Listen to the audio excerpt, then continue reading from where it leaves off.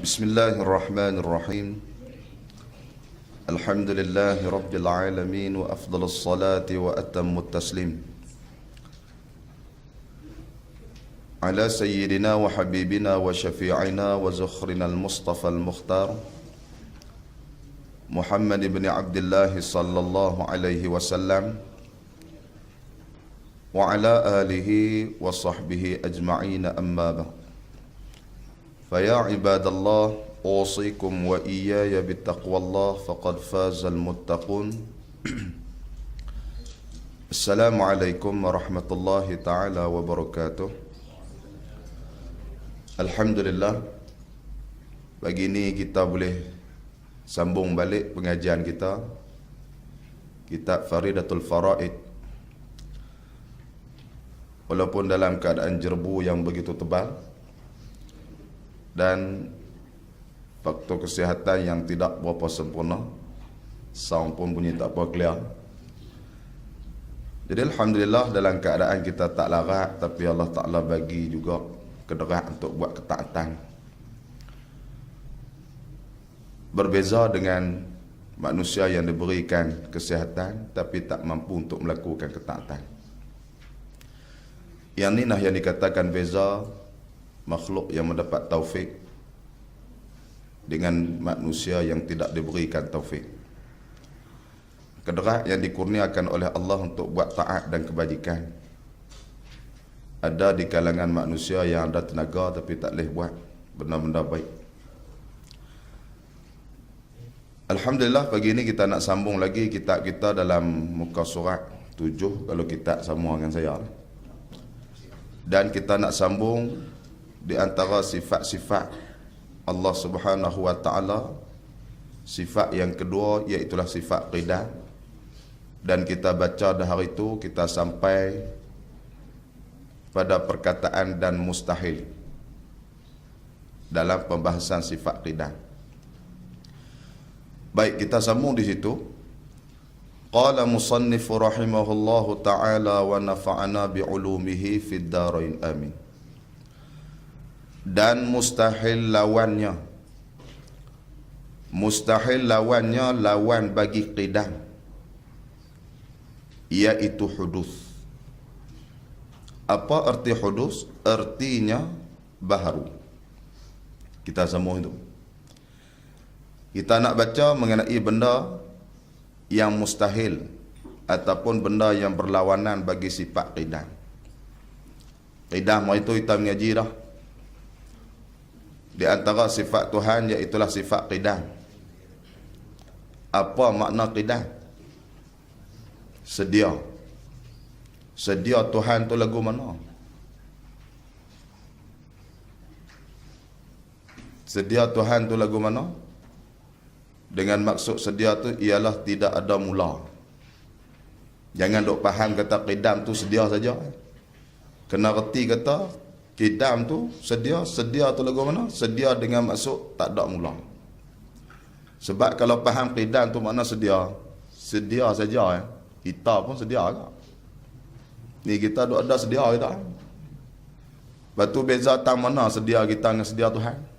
Tu yang nak ngaji. Beza lagu mana sedia kita ke dengan sedia Tuhan? Sedia Tuhan tak ada mula. Kalau faham kata qidam tu makna sedia saja, dia masih kesamaran. Sebab tu duk kena terak ngaji. Nak tahu sedia tu lagu mana, nak bagi erti beza. Kalau sedia terjemah semata-mata sedia, kita pun sedia. Duk ada lama ni sedia. Daripada mula beranak sampai pagi ni duk ada. Tu. Belajar nak bagi erti beza di antara sedia Tuhan dengan sedia kita. Sedia kita ni orang panggil sedia zamani. Sedia Tuhan orang panggil sedia zati. Sebab tu nak bagi erti beza supaya tak tersalah dalam i'tiqad dan pegangan. Sebab tu kalau orang tanya Tuhan dah bila? Tuhan tu ada bila? Orang tanya kita. Kita kata dah lama dah. Tu. Jadi sedia zamani. Bila jadi sedia zaman ni, kita mengatakan Tuhan bersifat dengan sifat makhluk. Sebab yang ada sedia zaman ini makhluk. Allah Ta'ala tak boleh dah. Sebab tu kalau orang tanya Allah Ta'ala dah bilang, ada lama lah. Hang duk tanya soalan tu. Marah dia tanya. Padahal kita tukang jawab tak betul.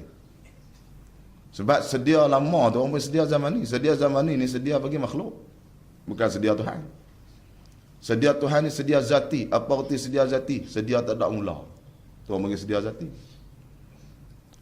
Ramai agak orang jawab tu, Tuhan ada lama lah. Ada agak orang jawab tu.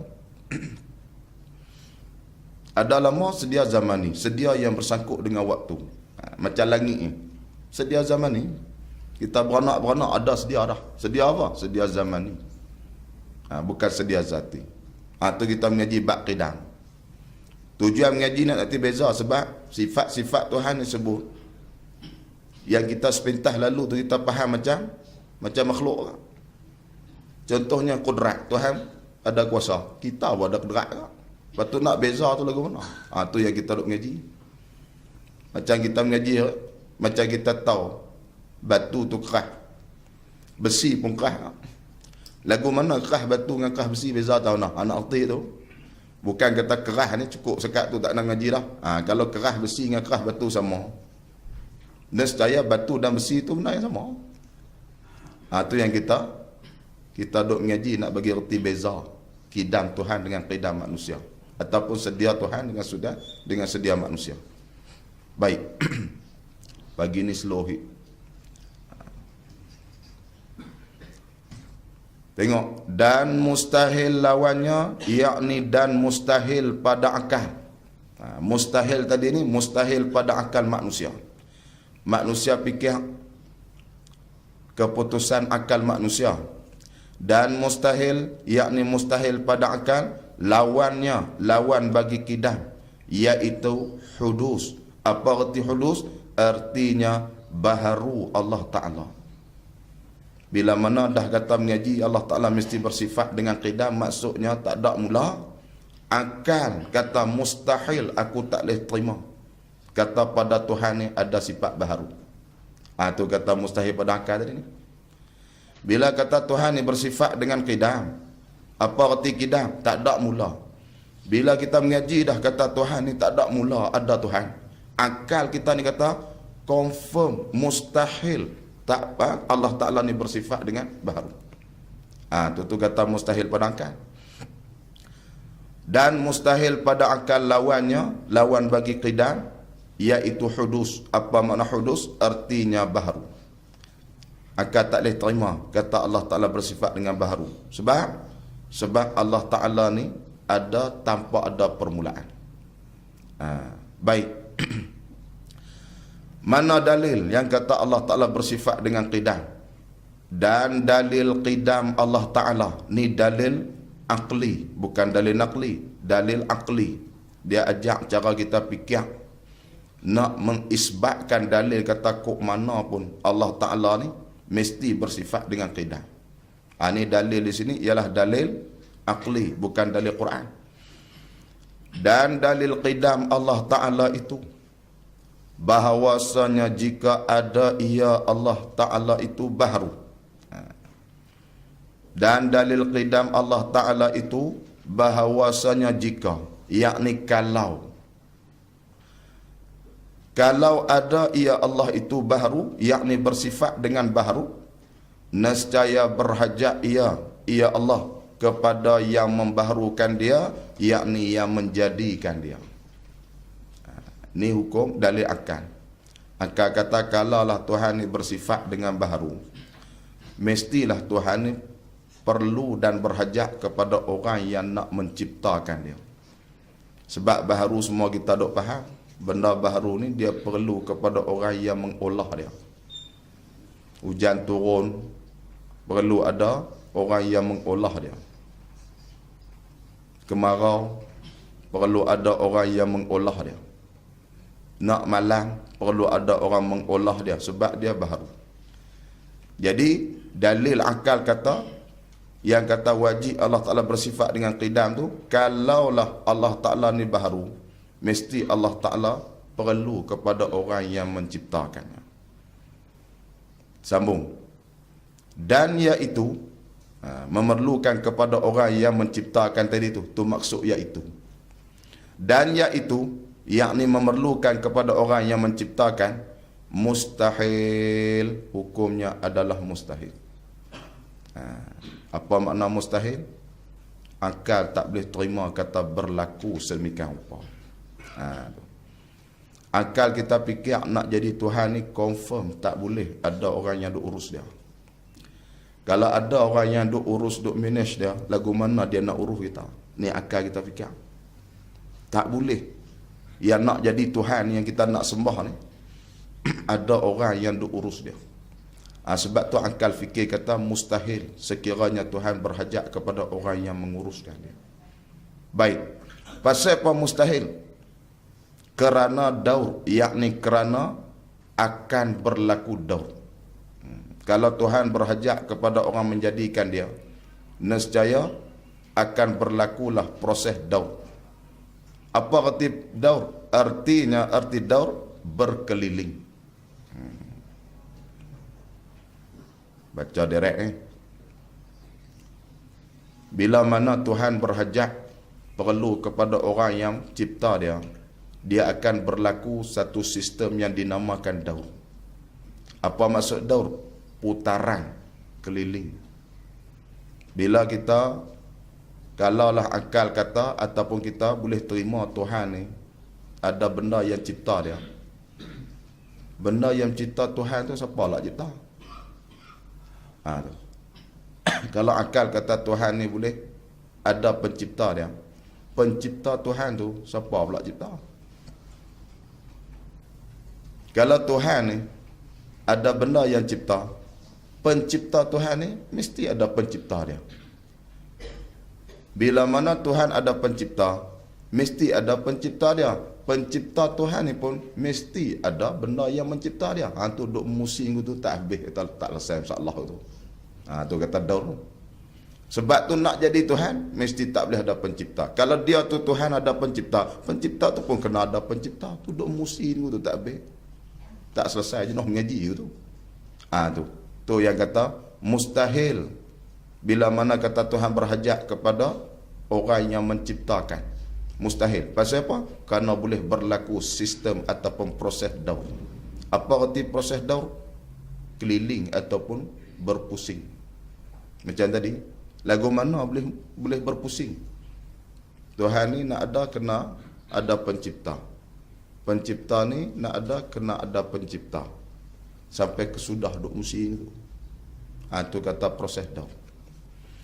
Sebab tu tuan kitab ni kata, Syekh Ahmad Fatani kata, dalil kata qidam Allah Ta'ala tu, kalaulah Allah Ta'ala tu baharu, mesti Allah Ta'ala perlu kepada pencipta yang mengadakan dia. Tu. Dan perlunya kepada orang yang mengadakan dia tu merupakan benda yang mustahil. Kerana apa? Kerana disitulah akan berlakunya daur. Atau tasasul, yakni berlaku tasasul. Apa arti tasalsul? Artinya berhubung-hubung yang tiada kesudahan. Berhubung-hubung yang tiada kesudahan ni dia tak pusing. Tu. Macam Tok Guru kita cerita, kalau Tuhan kita Allah Ta'ala ni baharu, ada orang menciptakan, mesti hak cipta Tuhan ni ada orang lain cipta. Dan orang lain hak cipta pencipta Tuhan ni pun perlu ada orang lain. Duk sambung sampai tak ada kesudahan. Tu orang panggil tasasul. Dia tak musing, dia direct habis. Kalaulah ditakdirkan akal kita kata boleh terima Tuhan ni ada penciptanya. Jadi yang kita duk mengaji pagi ni nak menafikan bahawa yang nak jadi Tuhan ni kok mana pun akal kena fikir, dan akal hanya terima dia memang tak ada orang yang menciptakan dia. Faham dah kita duk mengaji ni mudah ayat ni. Baik. Dan kedua-duanya, apa maksud kedua-duanya? Daur dengan tasasul tadi ni mustahil. Berlakunya daur dan tasasul pada Allah Ta'ala itu hukumnya mustahil, tak boleh berlaku. Dan apabila sabit qidamnya, yakni apabila wajib qidamnya Allah Ta'ala, mustahillah atasnya baharunya baharu Allah. Apa baharunya Allah? Baharunya zat Allah Ta'ala. Zat Allah Ta'ala tu apa maksud? Bila sebut kata zat tu maksudnya diri Tuhan. Jangan duk kata tubuh, jangan duk kata badan. Dia setiap benda dia ada takrif yang tersendiri dan terjemahan yang tersendiri. Kalau besi, kalau batu, tongkai batu tu panggil zat. Kalau orang, tubuh tu panggil zat. Kalau Allah Ta'ala, diri dia. Jangan duk kata tubuh lah. Dia ada terjemahan masing-masing. Kita duk jemah zat yang masuk tubuh tu, yang kita duk pening, duk tanya Tuhan, duk tahu mana. Pasal duk faham kata Tuhan ni tubuh. Tu yang duk tanya, duk tahu mana.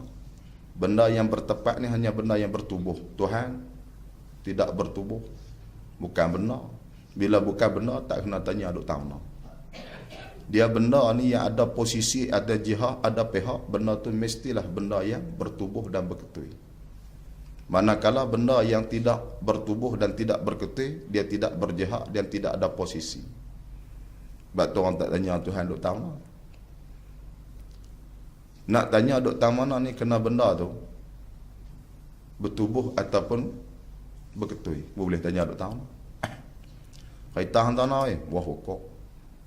Siapa boleh tanya kereta duk tahu mana? Pasal kereta ni berketui. Pihak hantar na tak bala. Siapa boleh tanya duk tahu mana? Pasal pihak ni berketui. Tuhan duk tahu mana? Soalan tak boleh tanya. Pasal apa? Pasal hak hang tanya dia bukan betul, benda tu. Ni duk tanya juga. Aina Allah, di mana Allah Ta'ala. Nak tanya soalan tu, kena pada benda tak boleh tanya. Macam tanya soalan kepada Haji Karim. Haji Karim bini 3 lah ni, no? Bini 3. Boleh lah soalan tanya pada Hajah Salmiah. Hajah Salmiah suami 4 lah ni, no? Tak boleh tanya soalan tu kepada Hajah Salmiah. Tu, sebab tak kena gaya. Yang boleh nikah banyak ni bukannya perempuan, lelaki. Jadi soalan biasanya lelaki. Lagu tu gak nak tanya, kereta duduk mana? Boleh tanya. Allah Ta'ala duduk mana? Tak boleh tanya. Pasal apa? Tak kena cara. Tu. Air di dalam cawan. Ni air duduk dalam gelas. Duduk dalam gelas. Kita boleh tanya, duduk tahu mana? Dalam gelas jawab. Pasal apa? Pasal ayak ni benar. Ayak tu benar. Mak duduk dalam rumah, kita boleh kata duduk dalam rumah pasal mak ni bertubuh. Allah bukan benda, sebab tu tak boleh tanya duduk tahu mana. Tu. Baik. Jadi keputusannya, dan apabila sabit qidamnya, yakni wajib qidamnya qidam Allah Ta'ala, mustahil atasnya atas Allah, baharu zat Allah Ta'ala.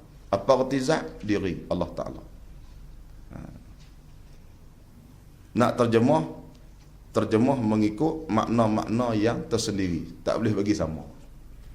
Kalau sama juga tu terjemahan dengan makna majazi. Macam kita panggil Tuhan duk seorang-seorang ni. Allah Ta'ala ni orang lah. Dah, lepas tu panggil apa seorang-seorang? Pinjam sah. Kalam tu, percakapan tu bukan percakapan yang betul, percakapan majazi. Banyak benda, jadi kita duk baca dengan orang baca talqin. Apabila datang 2 orang malaikat. Malaikat ni orang ke tak? Tak. Lepas tu duk kata orang apa? Ni orang panggil kalam majazi, pinjam sah. Kalau tak sebut lagu tu, payah orang nak faham. Kena sebut kata duk seorang-seorang. Allah Ta'ala kau orang. Lepas tu duk sebut seorang-seorang apa? Pinjam sah perkataan. Macam kita duk cerita. Motor nak terbalik. Motor hang nak terbalik. Motor aku bukan nak, dia akan ada perasaan. Nak pergi terbalik, terguling atas jalan tu. Lepas tu duk kata nak tu buh apa? Pinjam sah. Kalau tak buh perkataan nak tu, payah nak faham. Cuba buang tengok perkataan nak. Weh, motor hang terbalik. Dia tengok-tengok, tak terbalik pun, hang mohong. Dah, motor hang terbalik. Dia nak abang kita nak. Tapi nak tu, motor kan ada perasaan nak pergi tungging terbalik tengah jalan tu. Dia pun buang perkataan nak. Dia tahu, mak, motor hang terbalik. Mak pun tengok kok tingkat, tak terbalik pun, mohong, berkeli pula. Tu pinjam sah perkataan nak. Tu orang panggil majas isti'aratin, pinjam sah. Lagu tu gak sebut kata Tuhan seorang-seorang. Kalau kata lagu tu, makna kalam bukan kalam hakikat. Jadi asalnya, kita nak terjemah dan kita nak kata, mesti terjemahan dengan makna yang selayaknya. Zat bagi batu, tongkai batu. Zat manusia, badan manusia. Zat Allah, diri. Jangan terjemah dengan badan ataupun tongkai apa semua. Jangan.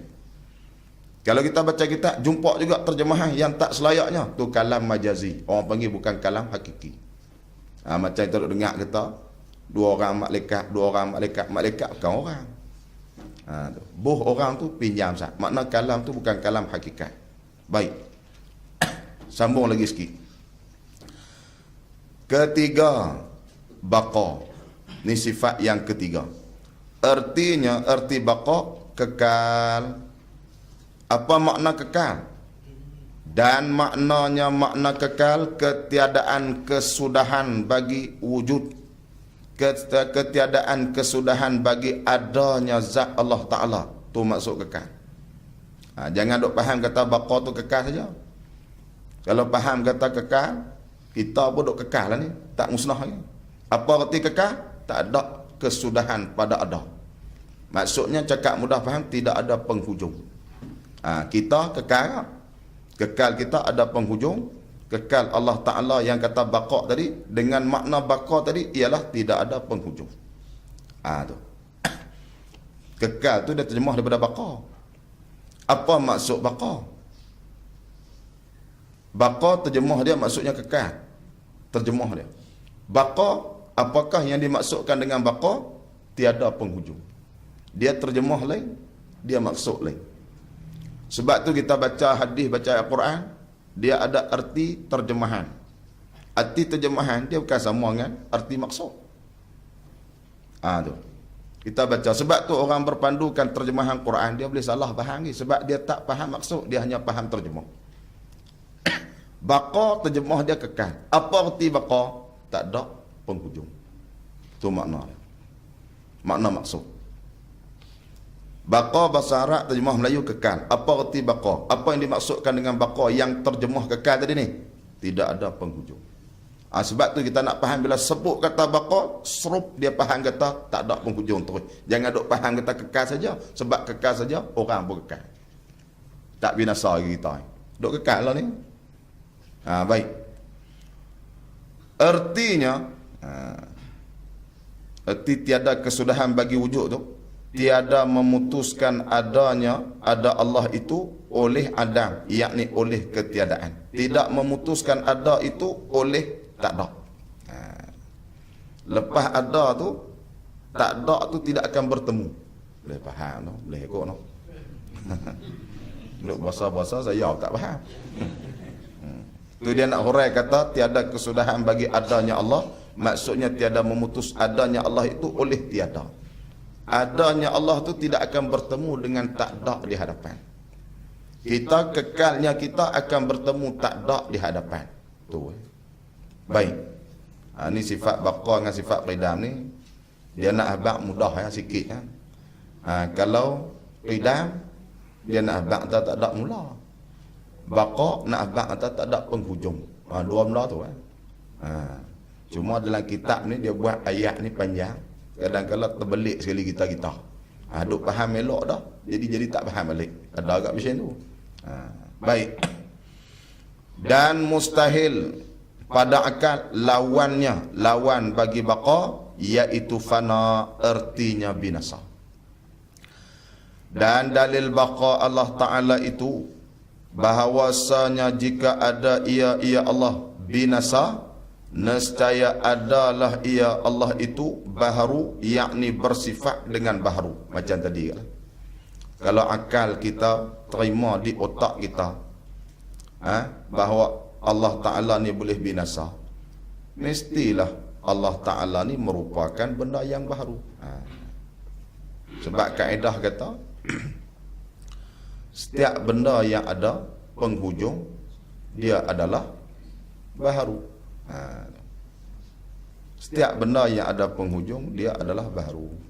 Baik, maka dengan sebab tu bila mana akal boleh terima kata boleh binasa Allah, maka sudah tentulah Tuhan tu bukanlah Tuhan yang qadim, bahkan Tuhan tu adalah Tuhan yang baharu. Bila baharu tu sah jadi Tuhan. Baik. Dan baharu Allah Ta'ala itu, ni baca banyak lah, tak kena hurai banyak, mudah faham. Dan baharu Allah Ta'ala itu mustahil, yakni hukumnya mustahil. Pasal apa? Kerana telah sabit qidamnya, yakni telah wajib qidamnya Allah Ta'ala. Kerana telah sabit khidamnya Allah Ta'ala, maka sabitlah baqanya Allah Ta'ala. Bila mana kata wajib Tuhan bersifat dengan qidam, maka wajib juga Tuhan tu kena bersifat dengan kekal ataupun tidak ada kesudahan. Dan apabila sabit baqanya, yakni mesti bersifat dengan kekal, mustahillah binasanya, binasa zat Allah Subhanahu wa taala. Habis dua sifat bagi ini. Sifat baqa dan sifat qidam. Pembahasan yang mudah, yang kita nak faham poin dia sikit yang macam saya bak tadi. Bila sebut kata qidam, Tuhan kita ni tak ada mula. Bila sebut kata baqa, Tuhan kita tidak ada penghujung. Tu yang kita nak kena pegang. Dan yang keempat, ada masa lagi? Jadi panjang pula. Ni masa jadi lama pula begini. Dia tak larat ni, dia lama tu. Lain semangat tu dia masa cepat sangat. Baik, sambung lagi. Keempat sifat Allah Subhanahu wa taala yang wajib kita belajar, mukhalafatuhu ta'ala lil hawadith. Apa maksud? Artinya bersalahan Tuhan Subhanahu wa taala bagi segala yang baharu. Mukhalafah maksudnya Tuhan tak sama dengan makhluk. Tani yang panjang sikit pembahasan. Tuhan tak sama dengan makhluk. Ini sifat Tuhan yang keempat di antara sifat yang qadim. Kok mana pun tak sama. Tak sama daripada sudut mana ni? Nak kena faham. Sebab sebelum Allah Ta'ala cipta makhluk, sifat ni duk ada dah pada Tuhan. Sifat mukhalafatuhu ni sifat yang qadim. Apa maksud qadim?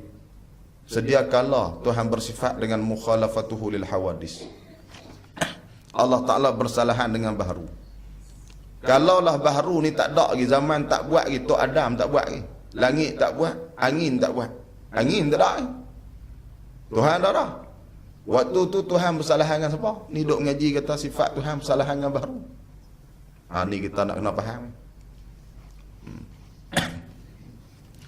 Bersalahan Allah Ta'ala dengan makhluk bermaksud zat Allah Ta'ala itu tidak berjirim dan tidak berjising. Itu maksud dia nak kata. Maksud kata bersalahan tu zat Tuhan ni tak ketui.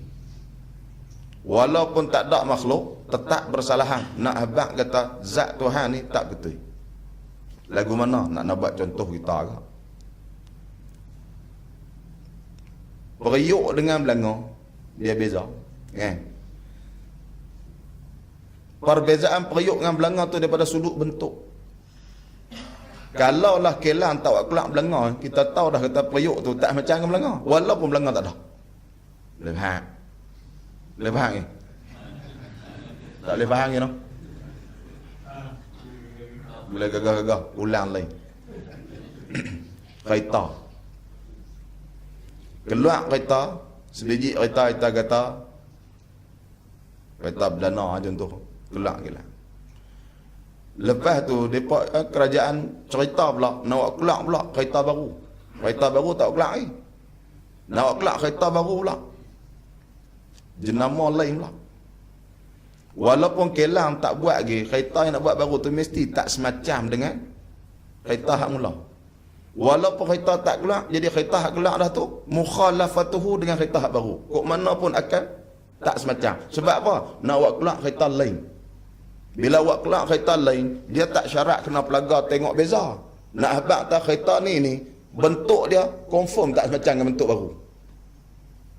Sebab tu walaupun makhluk tak ada lagi, Allah Ta'ala ni tetap mukhalafah. Sebab apa? Sebab zat Allah Ta'ala ni memang tidak ketui.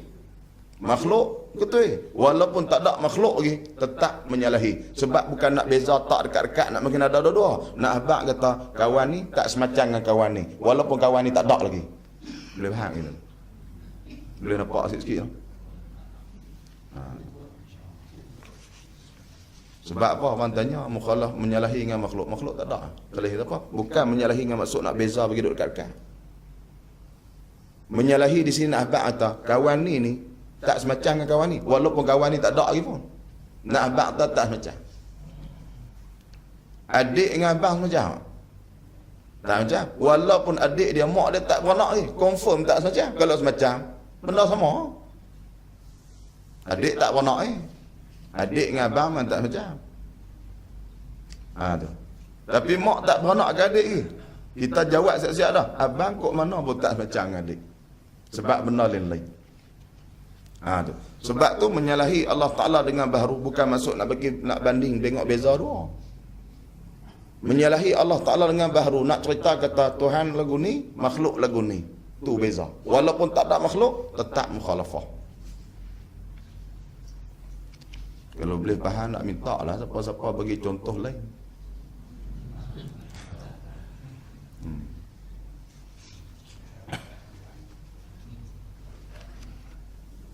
Gelas ni orang duk guna buah ayam. Pinggan orang guna buah nasi. Kelang awak kelak gelas dulu. Pinggan tak gelak lagi. Mereka tanya, gelas dengan pinggan sama? Kita jawab apa? Pinggan tak buat lagi. Kita jawab apa? Menyalahi tak? Menyalahi ya. Padahal pinggan tak ada pun. Tak dibuat gelak, kelang tak gelak lagi. Anda nak habak kata, bentuk gelas dengan pinggan ni, walaupun pinggan tak ada, tak semacam lepas dua ni. Lagu tu mukhalafah Tuhan, walaupun makhluk tak ada. Boleh faham tak? Rasa lega. Sebab orang katanya, ada memang orang tanya, mukhalafatuhu ni sifat yang qadim bagi Tuhan. Apa arti qadim? Ada sedia kala, tidak ada permulaan sifat ni. Dah ada sedia kala sebelum ada makhluk, Allah Ta'ala menyalahi dengan apa? Menyalahi di situ bukan nak abang beza tak dekat-dekat tu. Nak abang kata Tuhan ni jenis lain, makhluk ni jenis lain. Nak abang tu. Tu. Jadi ulama tauhid orang, bezanya Tuhan dengan makhluk ialah zat Tuhan tidak berketui dan tidak berjirim, manakala makhluk walaupun dia tak ada lagi jenis sifat makhluk ni, tubuh dia mesti berjirim dan juga berjisim. Tu kata mukhalafah. Tu yang kata tak semacam. Kita duk faham maknanya. Bila kata menyalahi, beza duk dua-dua lah. Kawan ni beza tak mana, kawan ni beza tak mana. Kita faham tu. Padahal bezanya Tuhan dengan makhluk bukan nak banding dua-dua lagi tu. Nak cerita jenis mana Tuhan, jenis mana makhluk. Jenis mana bentuk cawan, jenis mana bentuk piring ataupun pinggan. Jadi bentuk lain-lain. Walaupun pinggan tak diletak di tepi cawan. Cari perbezaan keduanya. Tak. Walaupun tak ada pinggan, kita habak dah cawan tak macam dengan pinggan. Walaupun kelang tak kelak pinggan. Baik. Sambung. Yang mengaji sakit kepala ni orang tak mau mengaji. Tukang baca pun dia pada kemari nak semak dah. Walaupun kitab ni bisa mengaji.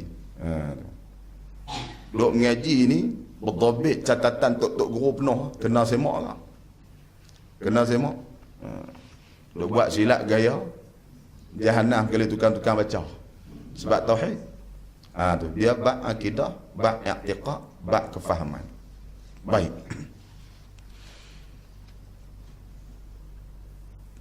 Almarhum Tuan Guru Haji Abu Bakar Ibrahim, dia kata kalau mengaji tak sakit kepala bukan ngaji lah. Kalau mengaji ni tak pening, dia tahu kan nama mengaji. Kita boleh beza tengok kalau mengaji sakit kepala tu makna mengaji betul tu. Sebab agama ni payah nak faham. Sebab tu yang menerima dakwah Islam ni tak ramai berbanding orang yang tolak. Sebab sakit kepala. Tak ramai. Dan orang yang dah beragama nak faham agama pun tak ramai lah. Sebab mengaji ni memang cukup sukar dan cukup payah nak boleh. Tu sakit kepala. Kalau mengaji tak sakit kepala tu bukan mengaji.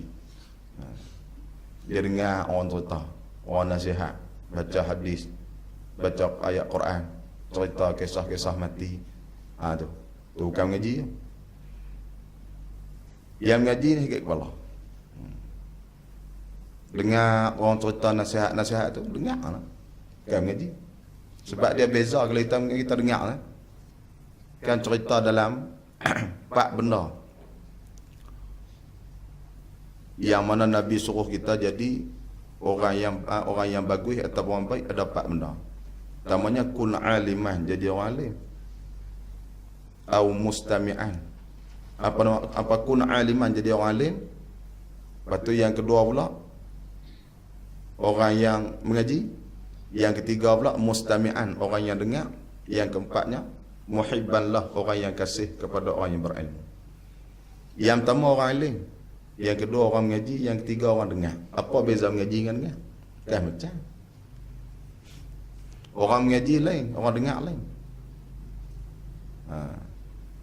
Orang mengaji ni sikit kepala, orang dengar tak sikit kepala. Sebab tu kita dengar saja nasihat-nasihat, tu panggil mustami'ah, orang dengar. Kalau orang mengaji ni sakit otak duk fikir nak pergi faham. Sebab tu almarhum Tuan Guru Haji Bakar Ibrahim ni kata, kalau tak sakit kepala tak nama mengaji. Dia kena sakit kepala.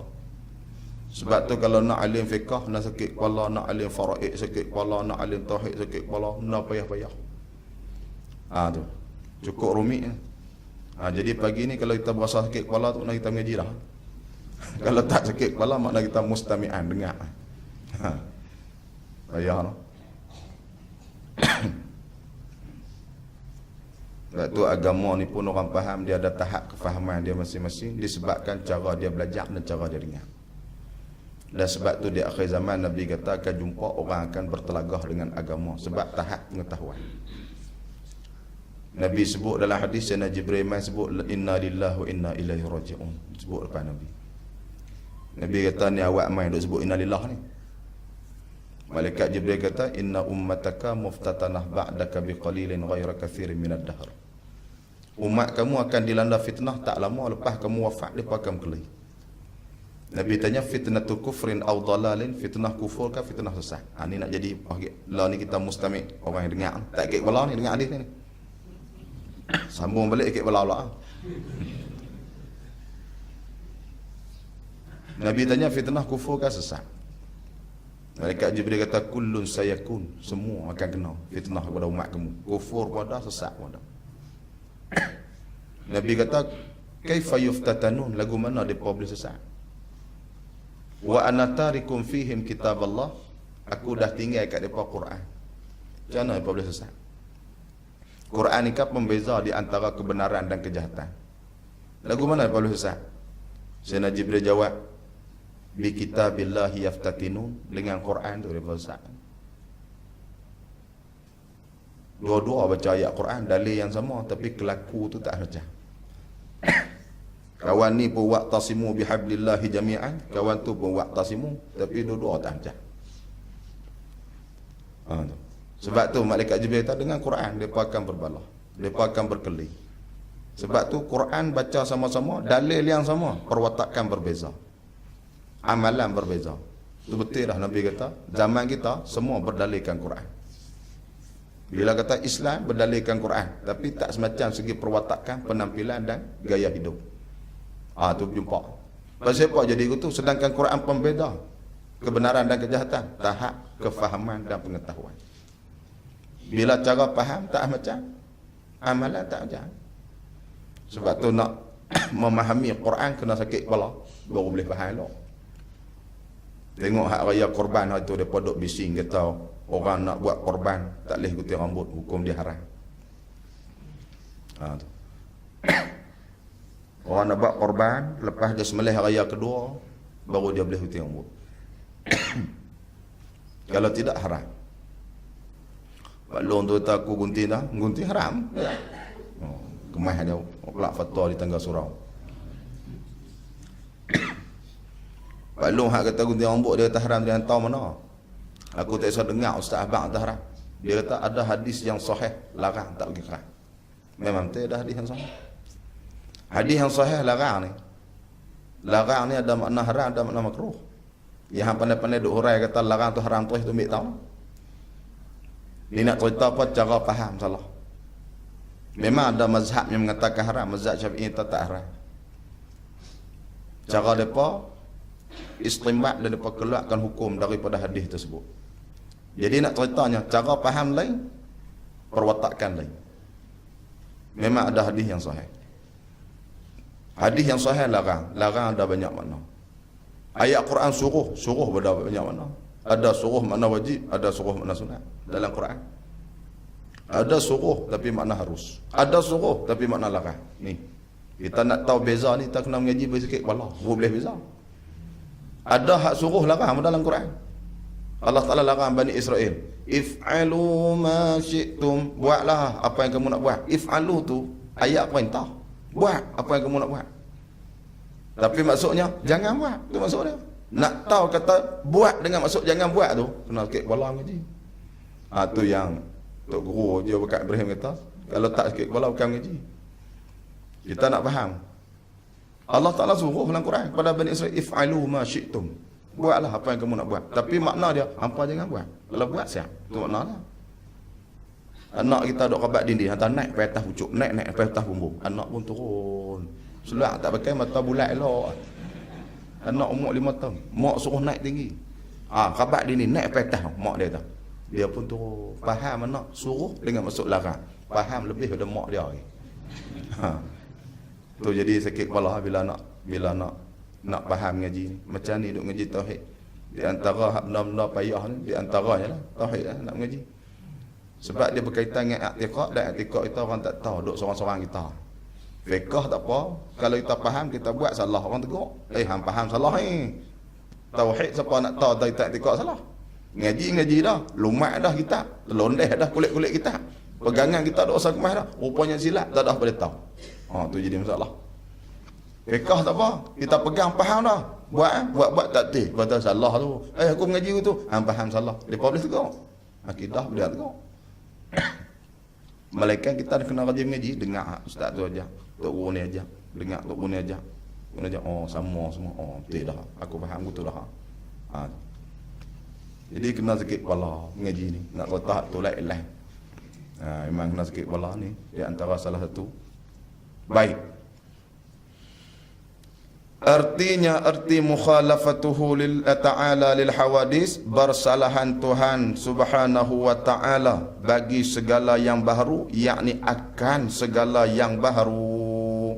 Apa maksud bersalahan? Tengok maknanya, makna bersalahan Tuhan tadi ni.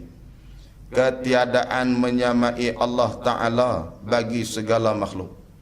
Ketiadaan menyamai Allah, yakni tidak menyamai pada 3 perkara. Tidak menyamai pada 3 perkara. Tak sama guna. Zat Allah Ta'ala tidak berjirim. Dan Allah Ta'ala tidak, sifat Allah Ta'ala tidak, bukanlah arak. Itu yang kedua. Tak menyamai pada 3 perkara. Yang pertamanya, zat Allah Ta'ala tidak berjirim. Dan yang keduanya, sifat Allah Ta'ala tidak arak.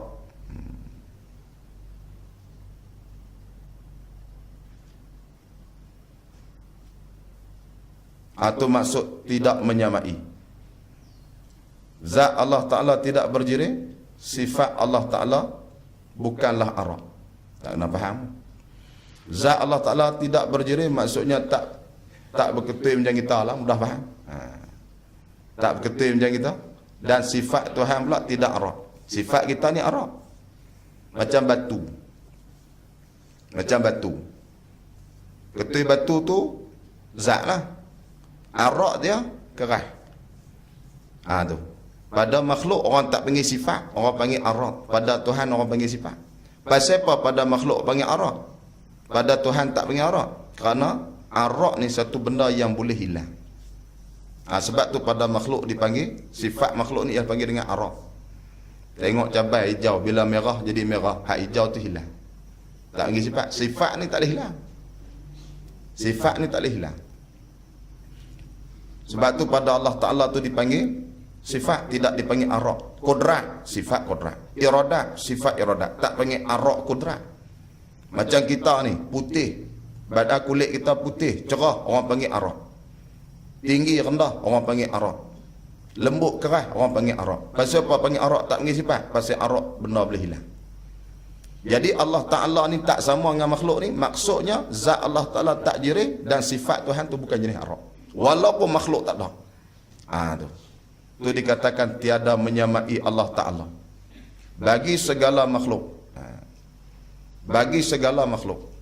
Bila sebut atas segala makhluk ni ada apa bahagian atas dunia? Ada dua kan? Jirim dengan arak. Tu. Kok mana pun takkan terlepas daripada jirim dan arak. Angin, dia berjirim. Dan angin juga bersifat dengan arak sejuk. Bila angin mai jadi sejuk. Pokok kayu berjirim. Daun kayu jirim. Arak dia hijau. Semua benda tak lepas daripada dua benda tadi, jirim dan juga arak.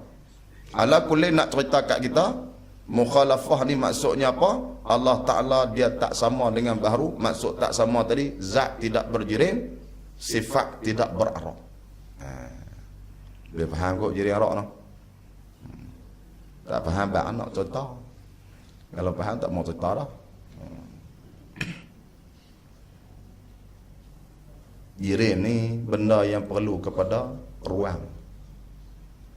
Benda yang perlu pada ruang. Macam piring ni, dia perlu ruang. Kalau saya tak atas kerusi, saya nak duduk. Nak sebut tu, jubuk saya tu.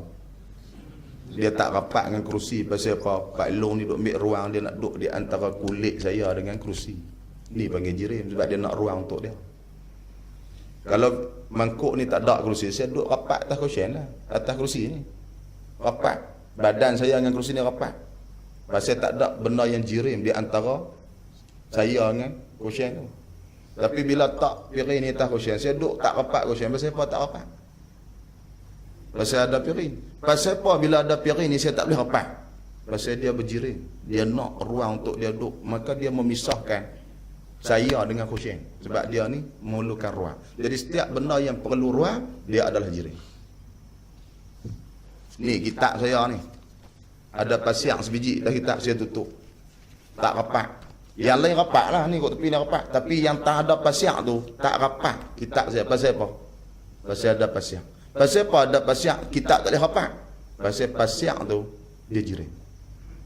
Kalau tak ada pasiak, tutup rapat semua. Ada pasiak seketul tengah-tengah, hak tengah tu dia tak rapat. Hak tepi semua rapat. Pasal tak ada benda berjirim. Hak tengah tu tak rapat, pasal pasiak tu ada. Pasiak tu benda berjirim. Apa arti benda berjirim? Dia kena ambil tempat untuk dia duduk. Bila dia ada, benda lain tak boleh duduk pun tu. No? Macam dinding rumah. Angin nak masuk tak boleh. Dalam rumah kita pasal apa? Pasal dinding ada itu.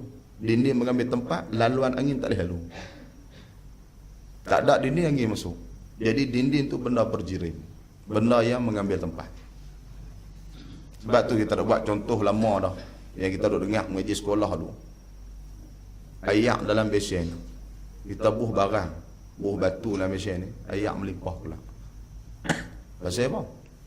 Pasal batu ni bila duduk lah ayak, dia tolak tempat dia duduk tu, dia tolak ayak kena tepi dan ayak terpaksa melimpah. Kerana dia nak ambil ruang dia untuk duduk dalam besen tu. Sebab dia benda berjirim. Setiap benda berjirim, dia memerlukan kepada ruang untuk dia duduk. Tu. Dia memerlukan ruang untuk dia duduk. Arak pula sifat bagi jirim. Sifat bagi jirim. Pada Tuhan kita tak panggil arak, panggil sifat. Kerana sifat ni kawan dia ialah benda yang tidak berjirim. Zat Tuhan tak berjirim, maka sifat dia orang panggil sifat. Kalaulah zat tu yang berjirim, sifat tu tak panggil sifat, panggil arak. Tu. Kerana sifat kepada arak dia boleh berubah-ubah dan boleh hilang. Maka dengan sebab tu tak boleh panggil sifat. Kena panggil arak. Tu. Ayak panas. Tak lama mana ayak panas, kopi panas dia jadi sejuk. Pas dah mana hak panas dia boleh hilang. Nama arak jangan duk. Orang tak panggil sifat. Sebab benar boleh hilang. Jadi nak cerita kata Tuhan tak sama dengan makhluk ni, zat Tuhan tu bukan jirim, sifat Tuhan tu bukan arak. Hak kita ni zat kita jirim dan sifat kita ialah arak. Nak cerita beza lagu tu, bukan beza nak tak dekat-dekat tu, tak mana beza. Tu. Kerusi dengan meja. Meja tak ada pun, kok mana pun kerusi menyalahi dengan meja. Sebab sifat berbeza. Sifat meja lagu lain, sifat kursi lagu lain. Kursi orang duduk, meja orang tulis.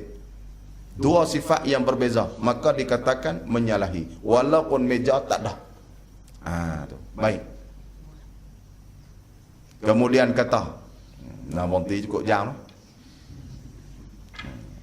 Tengah jalan ni, bila tengah jalan tak berhenti keempat tu lah, nanti kita ulang banyak kali tak apa. Kita tanda pada sifat yang keempat tu. Keempat, mukhalafatuhu ta'ala lil hawadith. Wallahu subhanahu wa ta'ala a'lam. Kalau tak faham, tak boleh tanya. Tak boleh tanya lah ni, tanya di ulang tak apa. Kok tak faham setakat mana saya boleh cerita, saya cerita. Tak boleh cerita, saya duduk diam. اللهم صل على سيدنا محمد في الأولين والآخرين وسلم رضي الله تبارك وتعالى عن كل صحابة رسول الله أجمعين. اللهم علمنا ما جهلنا وذكرنا ما نسينا رب زدنا علما والحقنا بالصالحين ربنا آتنا في الدنيا حسنة وفي الآخرة حسنة وقنا عذاب النار وصلى الله وسلم عليه والحمد لله رب العالمين تقبل الله منكم.